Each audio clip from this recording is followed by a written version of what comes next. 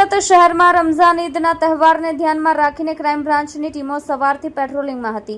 શહેરમાં કોઈ અનિચ્છનીય બનાવ ન બને તે માટે પોલીસ ચુસ્ત બંદોબસ્તમાં હતી।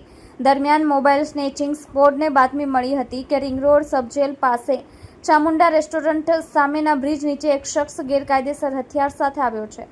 પોલીસે તરત જ સ્થળ પર પહોંચીને 28 વર્ષીય અનીશ હમીદ શેખને ધરપકડ કરી હતી।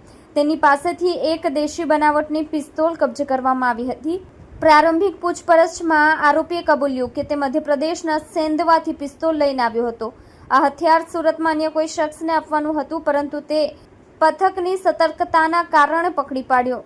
પોલીસે અનીશ હમીદ શેખ વિરુદ્ધ ગુનો નોંધી વધુ તપાસ શરૂ કરી છે।